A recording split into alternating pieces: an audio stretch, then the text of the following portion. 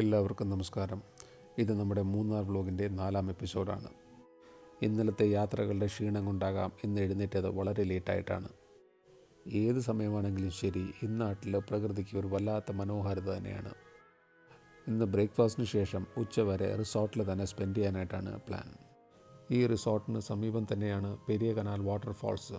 വളരെ അടുത്ത് തന്നെയാണ് കേട്ടോ, നടന്നു പോകാവുന്ന ദൂരമേ ഉള്ളൂ.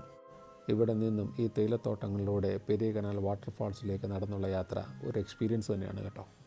ഇവിടെ നിന്ന് ഏതാണ്ട് 10 കിലോമീറ്റർ അകലെയായിട്ടാണ് ആനയിറങ്കൽ ഡാമും അതുപോലെ ആനയിറങ്കൽ എലിഫൻറ്റ് സഫാരിയും. ഈ 2 സ്ഥലങ്ങളുമാണ് ഇന്നത്തെ ഐറ്റിനറിയിലുള്ളത്. നവംബർ-ഡിസംബർ പീരീഡ് മൂന്നാറിനെ സംബന്ധിച്ച് പീക്ക് സീസൺ ആണെങ്കിൽ പോലും ചിന്നക്കനാൽ സൂര്യനെല്ലി മേഖലകളിൽ സഞ്ചാരികളുടെ തിരക്ക് ഇപ്പോൾ വളരെ കുറവാണ്. അതുകൊണ്ടൊക്കെ തന്നെ പ്രകൃതി അതിൻ്റെ എല്ലാ മനോഹാരിതയോടും കൂടിയാണ് ഇപ്പോൾ ഇവിടെ ഉള്ളത്. I clean the air you breathe, I can do this for you children too if you let me leave. എത്ര അർത്ഥവത്തായ കോട്ടാണിത് അല്ലേ.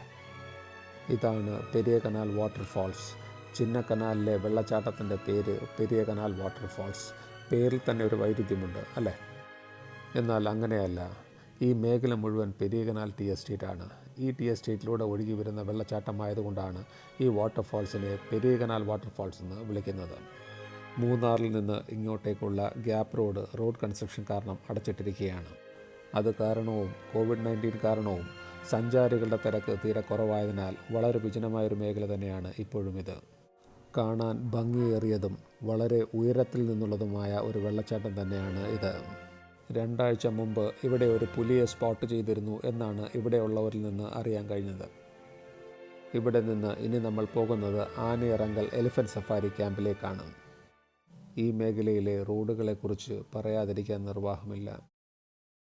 ഇരുവശവും തേയിലത്തോട്ടങ്ങളും മലഞ്ചെരുവുകളും തടാകവുമുള്ള മനുഷ്യനെ ഭ്രമിപ്പിക്കുന്ന തരത്തിൽ പ്രകൃതി സുന്ദരമായ ഈ പ്രദേശത്തു കൂടി വിശാലമായ ഒരു റോഡ് തന്നെയാണ് ഉള്ളത്. മൂന്നാർ ടൗണിലും സമീപ പ്രദേശങ്ങളിലുമൊക്കെ അത്യാവശ്യം തിരക്കും സഞ്ചാരികളുമുണ്ടെങ്കിൽ പോലും ഗ്യാപ്പ് റോഡ് അടച്ചതുകൊണ്ട് തികച്ചും ദൂരത്തായി പോയ ഈ മേഖലയിൽ തീർത്തും വിജനമായ റോഡ് തന്നെയാണുള്ളത്.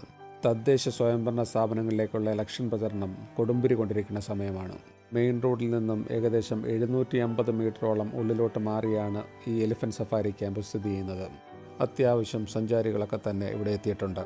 COVID-19 തുടർന്ന് നിർത്തിവെച്ചിട്ടുള്ള എലിഫൻറ്റ് സഫാരി ഇതുവരെ ഇവിടെ പുനരാരംഭിച്ചിട്ടില്ല. മൂന്നാറിലും പരിസര പ്രദേശങ്ങളിലും COVID-19 തുടർന്ന് നിർത്തിവെച്ചിട്ടുള്ള ടൂറിസം ആക്ടിവിറ്റീസ് പലതും ഇപ്പോഴും പുനരാരംഭിച്ചിട്ടില്ല. ഇപ്പോൾ നിലവിൽ ഇവിടെ അവൈലബിൾ ആയിട്ടുള്ള ആക്ടിവിറ്റി ബോട്ടിംഗ് ഫെസിലിറ്റിയാണ്. 1100 രൂപയ്ക്ക് സ്പീഡ് ബോട്ടും 1900 രൂപയ്ക്ക് കൂടുതൽ യാത്രക്കാരെ കൊണ്ടുപോകത്തക്ക രീതിയിലുള്ള വലിയ ബോട്ടും ഇവിടെ അവൈലബിൾ ആണ്. പന്നിയാർ നദിയാണ് ഇത്. ഈ നദിയിൽ തന്നെയാണ് ആനയിറങ്കൽ ഡാമും നിർമ്മിച്ചിട്ടുള്ളത്. ഇവിടെ ബോട്ടിങ്ങിനായിട്ട് അത്യാവശ്യം നല്ല തിരക്കുണ്ട്. ഇവിടെ വരുന്ന സഞ്ചാരികളിൽ ഒട്ടുമിക്ക പേരും ബോട്ടിംഗ് ആസ്വദിച്ച ശേഷം തന്നെയാണ് മടങ്ങുന്നത്. COVID-19 പാൻഡമിക്കിൻ്റെ ഈ വിഷമമേറിയ കാലഘട്ടത്തിലും ടൂറിസം മേഖല പതിയെ ഉഷാറായി വരുന്നതിൻ്റെ ലക്ഷണങ്ങൾ ഇങ്ങനെയുള്ള സെൻറ്ററുകളിൽ നമുക്ക് കാണാവുന്നതാണ്. ഈ നദീതീരത്ത് തന്നെ വൃത്തിയായി മെയിൻറ്റെയിൻ ചെയ്തിട്ടുള്ള വലിയൊരു ലോണുമുണ്ട്. കുടുംബവുമായും സുഹൃത്തുക്കളുമായുമൊക്കെ ചെലവഴിക്കാൻ വളരെ നല്ല ഒരു ലൊക്കേഷൻ തന്നെയാണ് ഇത്. ഇവിടെയുള്ള ടൂറിസം ആക്ടിവിറ്റീസൊക്കെ തന്നെ പുനരാരംഭിച്ച് കഴിയുമ്പോൾ മൂന്നാറിലെ തന്നെ പ്രധാനപ്പെട്ട ടൂറിസ്റ്റ് ലൊക്കേഷൻസിലൊന്ന് തന്നെയാകും ഈ ക്യാമ്പ്.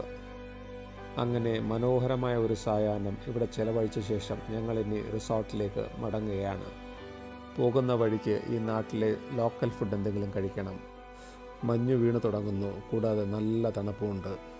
അന്വേഷിച്ചപ്പോൾ ബ്രെഡ് ഓംലെറ്റും ചായയുമാണ് ഈ ക്ലൈമറ്റിന് പറ്റിയ കോമ്പിനേഷൻ.